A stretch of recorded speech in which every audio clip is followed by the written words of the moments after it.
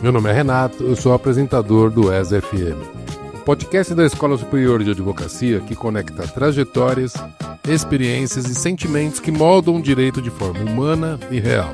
No episódio de hoje, vamos conhecer a história de um professor que encontrou no direito uma forma de unir suas raízes familiares, sua paixão pela filosofia e sua vocação para o ensino. Luiz Sampietro, coordenador do curso de Direito Médico da ESA, para bater um papo sobre formação, descobertas e os caminhos que o levaram à docência. Mas antes de mergulhar nessa vivência, conheça o Cine Direito, o programa da ESA no YouTube que analisa grandes filmes sobre a ótica jurídica. Toda semana um novo episódio com convidados especiais e debates que vão além da tela. Assista no YouTube da ESA e veja o direito com outros olhos. Eu sou Luiz Sampietro, sou advogado, sou professor de processo civil e aqui na ESA eu coordeno, juntamente com a professora Bárbara Soli, o curso de Direito Médico. Eu faço a parte processual e a professora Bárbara cuida do direito material. Eu cresci numa família de lado de mãe, que era uma família de professores, e uma família de lado de pai, que era uma família de comerciantes. Em decorrência disso, as duas coisas se uniram. O meu pai era jornaleiro. Eu nem sei se ainda tem tanto jornaleiro hoje em dia, eu creio que não tenha tanto. Acho que é uma espécie, infelizmente, em extinção. E cada vez mais. Meu pai tinha uma banca de jornal e eu tive contato com as letras desde pequeno. Desde muito jovem, 2, 3, 4 anos de idade. Vivia na banca com ele. E eu cresci nesse ambiente que favorecia a leitura, que favorecia a curiosidade. Eu acredito que isso tenha sido um dos fatores que determinou o meu futuro intelectual e profissional. Por ser muito curioso, desde pequeno sempre gostei de estudar, de fazer atividades manuscritas, de pesquisar, de correr atrás da informação mesmo. E pelo lado da minha mãe, como minha mãe vem de uma família de professores, eu sempre tive esse estímulo de ensinar, ainda que de modo indireto. A primeira frustração que eu tive quando era criança foi justamente relacionada à escola. Minha mãe tinha me matriculado no pré, só que eu perdi o primeiro dia de aula, aquilo lá me deixou muito triste. É uma passagem que ficou marcada. E, de uma forma geral, eu sempre gostei de estudar, sempre fui uma pessoa curiosa, uma pessoa com sede de conhecimento, com sede de buscar informação, e isso se refletiu, como eu lhe disse, na minha formação inicial e depois na minha formação acadêmica. Eu sempre pendi mais para o lado das humanas, sempre gostei mais de disciplinas em que você tem uma pesquisa que não tem o resultado de exatas, sempre gostei mais dessas humanas, e algo que me chamou muita atenção desde muito jovem foi filosofia. Isso influenciado por um tio meu que é filósofo, Paulo Ijo. Sempre tive muita conversa com ele desde pequeno, inicialmente muita bronca, porque criança sempre apronta, mas depois quando você cresce, amadurece um pouco mais, você entende o porquê daquilo. E de certa forma eu me espelhei no meu tio. E quando eu cheguei na fase pré-vestibular, eu queria mesmo fazer uma faculdade de filosofia. No entanto, infelizmente, aqui no Brasil, se você se torna um filósofo, seu campo de atuação profissional é muito restrito e com retorno financeiro não aquém daquilo que é esperado, e isso acabou fazendo com que eu mudasse um pouco o rumo. Há um outro tio meu por parte de mãe, Morinobu Ijo é advogado. Ele, sabendo que eu queria cursar filosofia, ele um dia chegou para mim e me disse: olha, pesquisa sobre direito. No direito tem uma vertente filosófica, tem uma linha que pesquisa filosofia no direito, então dá uma olhada, vai que você acha a carreira interessante, pode ser um caminho.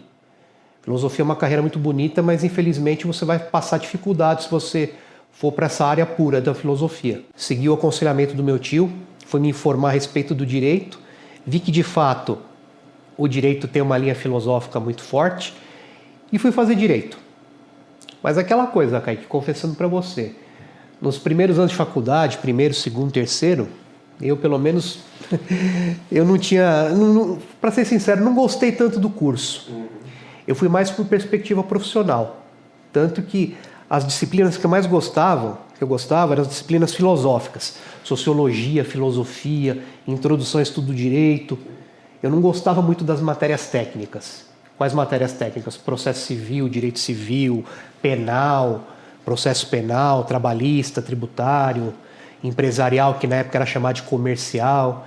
Enfim, eu não tinha tanta afinidade com essas matérias mais profissionalizantes. Eu fiz direito pela São Judas Tadeu, Universidade de São Judas Tadeu. Na época só tinha o campus da Moca ali na Rua Taquari. Comecei em 98, me formei em 2002. E durante a graduação, como eu lhe disse, as matérias que mais me chamavam a atenção eram as matérias filosóficas, as matérias etéticas, as especulativas, não as matérias dogmáticas, que são as matérias técnicas. Bom, de qualquer forma, talvez por ter uma curiosidade mais aflorada, que eu não ficava limitado às aulas, eu buscar informação por conta, eu consegui passar no exame da OAB logo na primeira tentativa, e aí me tornei advogado, fui para o mercado. O que acontece com o recém-formado? Pelo menos na minha experiência, o que aconteceu comigo? Eu comecei a ter contato com causas trabalhistas, causas criminais e causas cíveis, de pequena complexidade. Penal descartei de plano porque não tenho perfil. Eu acho que a carreira criminal é muito bonita, mas você tem que ter um traquejo diferenciado, você tem que ter uma maleabilidade maior, e isso não me chamou atenção.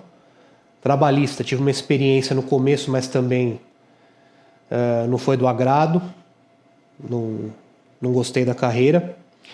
E sobrou o residual. O que era o residual? A área civil.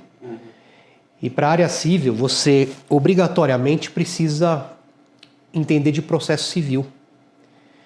Eu só fui dar atenção para o processo civil em decorrência dessa exigência profissional. Na graduação, o processo civil passou batido por mim. Ou melhor, eu passei batido por ele porque fiz só para cumprir tabela mesmo. Então, quando eu me formei, comecei a atuar na área e percebi, olha, eu preciso estudar esse assunto, eu sei que ele é um pouco indigesto, eu conversando comigo mesmo, eu sei que ele é um pouco indigesto, mas para a sobrevivência profissional eu vou precisar entender esse assunto.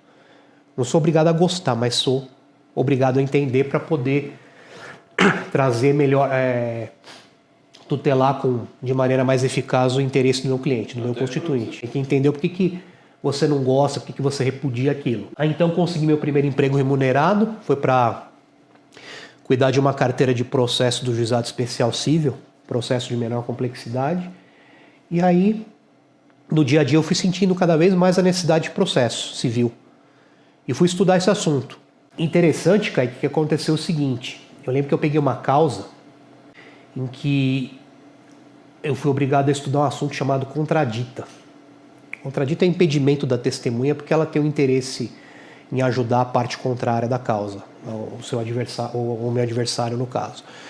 Então eu fui estudar esse assunto e ao estudá-lo em profundidade eu percebi que havia discussão a respeito de como você suscitar esse assunto, essa defesa para o juiz, como você provar contradita, enfim. O processo civil, eu tinha uma visão dele mais matematizada, que era algo mais exato. Ou é ou não é. Mas depois dessa situação concreta, isso acabou abrindo o meu campo de visão. Eu notei que o processo ele tem mais de uma saída, você tem mais de uma maneira para resolver o mesmo problema. Eu gosto de debate, eu gosto de discussão, eu gosto de pesquisar as coisas.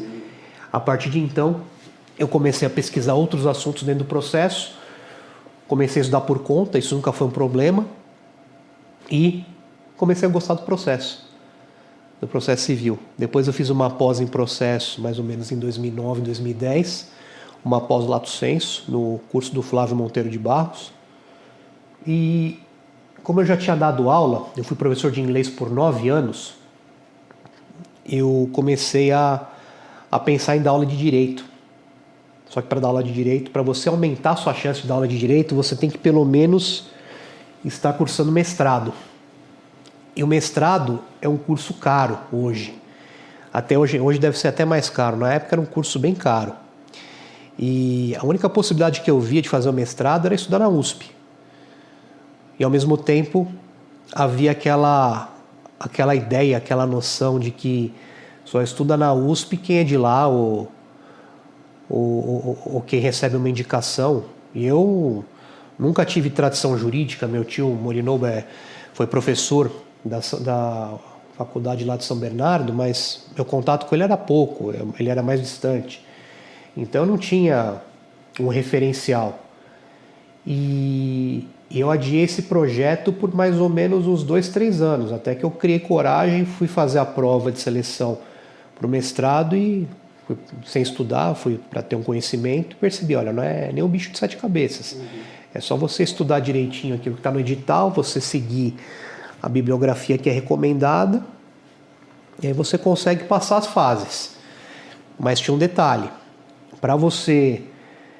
o ponto fundamental ali do seletivo, pelo menos da USP, é o de você ter um orientador. Então é importante você assistir às aulas, conversar com aquele professor que você deseja que oriente a sua pesquisa, para saber se existe uma afinidade, se você pensa de acordo com a linha de pesquisa dele e se o tema que você escolheu é viável. E eu fiz essa lição de casa. E em 2015 eu ingressei no mestrado lá da USP, deu tudo certo.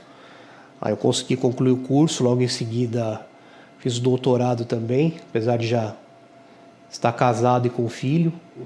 Eu vou engatar aqui o doutorado, porque senão depois eu não volto mais. Sim, difícil. Então é uma recomendação para quem está também nesse caminho, se você faz mestrado, já engata o doutorado de uma vez, porque se você parar, desanima. Aproveita o embalo e desce a ladeira de uma vez. Então foi isso, aí eu me formei doutor, e nesse meio tempo, ainda cursando doutorado, terminei na época da pandemia, eu vinha procurando instituição para dar aula. E olha que curioso, mais ou menos em 2003, 2004, eu fiz um curso de Direito de Consumidor aqui na ESA, mas na época que a ESA era ali na Liberdade. E lá no curso de Direito do Consumidor, eu conheci a professora Marli Sampaio, saudosa professora Marli. Aí o curso era ministrado pela professora Marli, pela professora Ana Paula Sacek e por uma outra professora, Ana Paula, salvo engano também, uma outra Ana Paula. E nisso, a professora Marli sempre muito acolhedora, sempre... escutando os alunos, me aproximei dela, fiz uma amizade com ela, um outro grupo de alunos também se aproximou, e quando terminou o semestre, o curso era um semestre mais ou menos, ela convidou a mim e os outros colegas para integrar um grupo de estudos lá na OAB do Jabaquara. A OAB do Jabaquara deu espaço para ela fazer um grupo de estudos de direito do consumidor, e aí nós fomos, e aí começou, né? Debates, discussões, trocas de ideia. A professora Marli montou simpósio, pôs a gente para falar no simpósio, montou workshop. A professora Marli é muito boa, dava muita oportunidade para a gente, acreditava muito nos alunos mais novos. E desde então ficou essa amizade com a Marli. Aí depois eu vim reencontrá-la por intermédio do irmão dela, que é advogado também, Dr. Sidney. Dr. Sidney, um abraço para você, se você escutar esse podcast, meu irmão. E uma vez conversando com o Sidão falou, Marli, tá com saudade de você, tá, vamos conversar de novo, pôr você em contato com ela outra vez, tá dando aula lá na ESA. Até ela estava comentando comigo esses dias que os alunos estavam pedindo um viés mais prático das aulas lá do curso de Direito Médico. Falei, ela tá dando aula de Direito Médico, bacana, Direito à Saúde. Legal, Sidão, então... põe a gente em contato para conversar. Eu também estou procurando aqui uma instituição para dar aula, quero dar início na carreira e tal. Isso foi por volta de 21. Aí o Sidney pôs a gente em contato de novo, conversei com a Marli. E aí a Marli falou, vamos fazer o seguinte, Luiz, de fato, o que o Sidney ele falou é verdade. Os alunos estão procurando, estão pedindo um pouco de prática aqui no curso. E prática que eu entendi é prática judiciária, né? Processo civil, tua área e tal. Aí ela falou assim para mim, Luiz, elabora uma aula. Vamos pensar num tema aqui, um tema prático. Elabora uma aula, aí você fala comigo, eu vou pedir para você dar essa aula. Aí eu pensei num tema prático, tutela antecipada no âmbito do direito médico e à saúde. Ela gostou da ideia, eu montei essa aula, elaborei a aula e dei essa aula online ainda, como te falei, na pandemia. E acho que os alunos gostaram, sabe? Os alunos acho que deram uma chance para o professor mais novato e gostaram. E aí ela pediu para eu preparar uma outra aula na sequência, isso para o mês seguinte. Aí dei essa segunda aula também e a partir de então ela falou, você está efetivado como professor permanente aqui da grade curricular nossa aqui do curso. Aí eu fiquei super contente, foi assim que eu comecei a dar aula na ESA. Tocando as turmas em conjunto com ela, eu combinei de fazer o processo civil da parte do direito médico e ela cuidava do direito material. Nisso veio a professora Bárbara também, passou também a integrar a coordenação era da Marlina, mas a gente ajudava ela na execução dos trabalhos, convocação de professores, elaboração da grade, da distribuição das aulas, enfim. Aí o assunto começou a fluir. Só que infelizmente a professora Marli faleceu. E aí a partir do falecimento dela, essa coordenação acabou vindo para a Bárbara e para mim. Então hoje, agradeço a professora Marli, esteja onde estiver, que olhe por todos nós aqui, e devo muito a ela o meu início efetivo na carreira docente no nível superior. E hoje eu dou aula aqui, dou aula também numa universidade americana, online, e também em outras pós-graduações, mas na área de processo civil. Eu me graduei, só que eu me graduei assim sem aspirações. Não queria ser magistrado, não queria ser juiz, não queria ser promotor, iria ser um advogado para ter uma carreira e uma forma de me manter. Como ele disse, eu não gostava das matérias técnicas quando me graduei. Eu gostava mais da linha filosófica, então eu dava mais atenção para essas disciplinas. Para as disciplinas técnicas era apenas fazer lá o necessário para ser aprovado e tocar a vida, mas o despertar mesmo da advocacia foi quando eu comecei a atuar na prática. Ah, mas você não fez estágio, Liz? Eu fiz estágio de 1 ano e meio no Juizado Especial Cível. Na época, eu não sei como está hoje, mas na época as faculdades tinham convênio com o judiciário e você tinha, além do escritório modelo, tinha um juizado anexo ao juizado central. Então, era uma experiência interessante porque você, como estagiário, passava por todos os departamentos do juizado. Ficava na triagem, fazendo o primeiro atendimento ao público, você atuava como conciliador, presidindo as audiências para tentar acordo, as audiências de conciliação, você fazia trabalho de cartório também. Na época os autos eram de papel, se fazia autuação dos processos, você participava de audiência de instrução com a juíza responsável pelo juizado. Era bem interessante, você redigia as petições, fazia as petições iniciais, era muito interessante. Aprendia muito, né?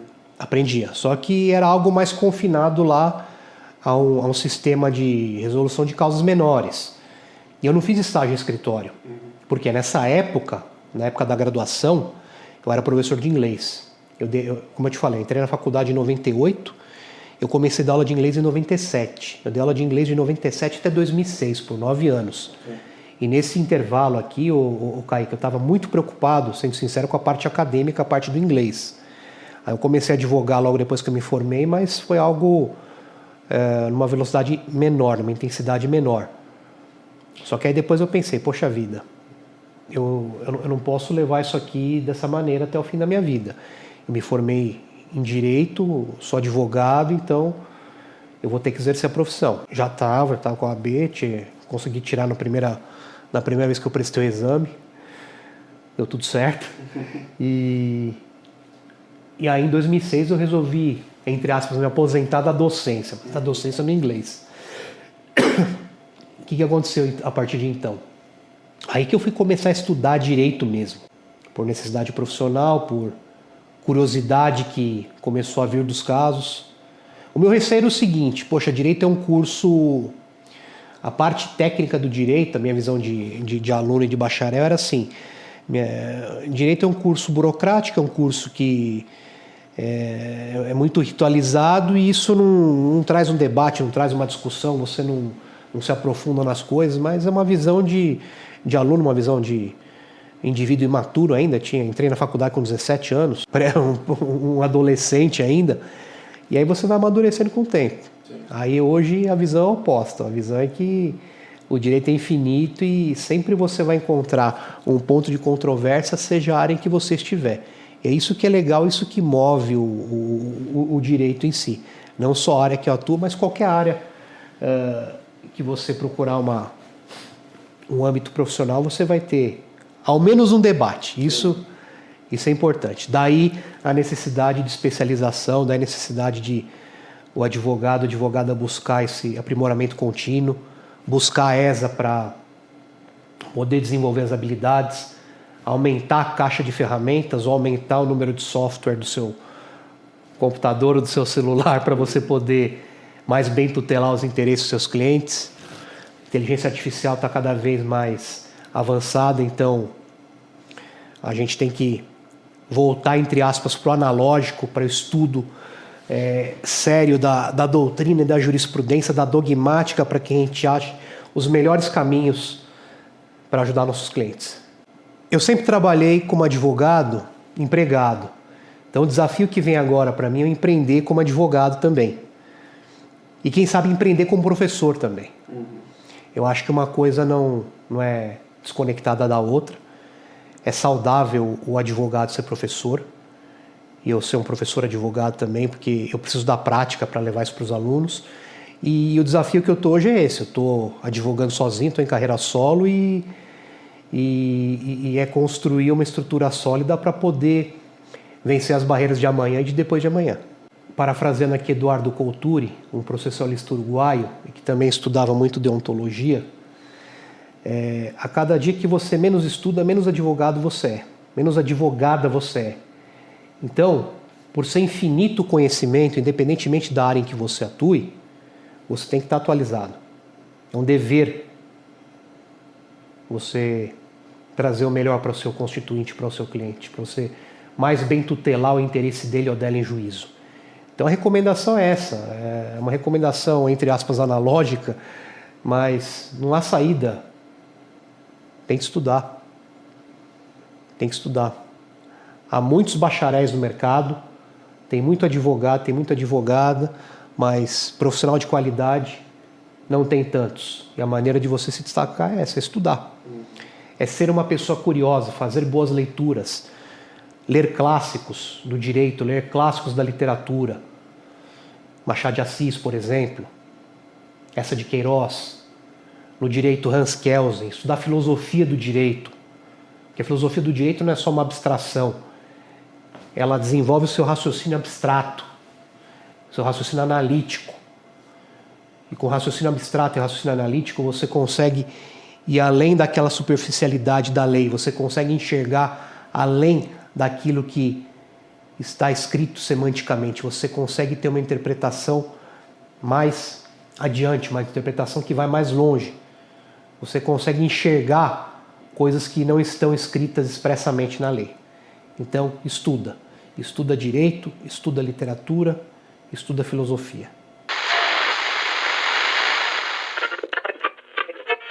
Apresentado por Silvia Zago, o podcast Além da Lei discute os desafios reais da advocacia contemporânea, aqueles que não estão nos livros, mas fazem parte do dia a dia jurídico. Com experiência como executiva jurídica, professora e especialista em direito empresarial e internacional, Silvia conduz conversas que revelam os bastidores, dilemas e demandas que moldam a prática jurídica. Ouça agora nas principais plataformas de áudio e descubra o que está além da lei. Conheça o Entre Linhas e Leis, o podcast da Escola Superior de Advocacia da OAB São Paulo, criado por Eric Chiconelli Gomes. É um espaço onde o direito e a literatura se encontram para interpretar o mundo com sensibilidade, pensamento crítico e atenção às experiências humanas. A cada episódio, atravessamos as fronteiras da formação jurídica tradicional para refletir sobre justiça, poder e os silêncios da história. Ouça agora nas principais plataformas de áudio. A história do professor Luiz Sampietro nos mostra que o direito é mais do que técnica, é trajetória, é descoberta, é transformação. Do jornaleiro à banca de jornal, da filosofia à sala de aula, cada passo constrói um caminho único. Obrigado por sintonizar com a gente. Até a próxima frequência.